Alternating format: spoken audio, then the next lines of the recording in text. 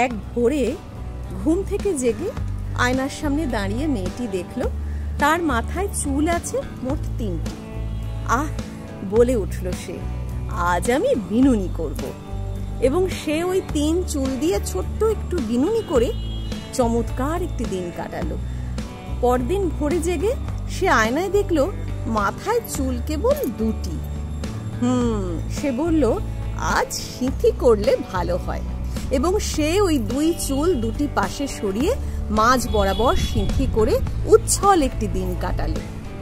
এর পরের ভোরে জেগে আয়নার সামনে দাঁড়ালো সে, দেখল মাথায় অবশিষ্ট আছে শুধুমাত্র 1টি চুল। বাহ, স্বগতোক্তি করল সে, আজ আমি ঝুঁটি বাঁধবো। এবং চুলটিকে সে ঝুঁটি বানালো। অতঃপর অপূর্ব একটি দিন অতিবাহিত করল। এর পরদিন ভোরে জেগে আয়নার মুখোমুখি হলো সে এবং দেখল একটিও চুল নেই তার মাথা জুড়ে। ইয়ে, আনন্দে নেচে উঠল সে, আজ আমাকে চুল আঁচড়ানোর ঝক্কি পোহাতে হবে না।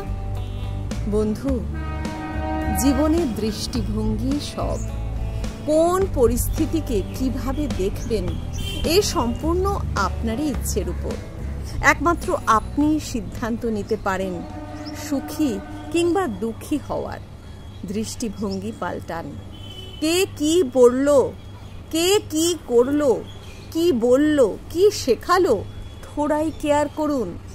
আপনার জীবন আপনারই। আপনার জীবনযাত্রায় আপনি শ্রেষ্ঠতম।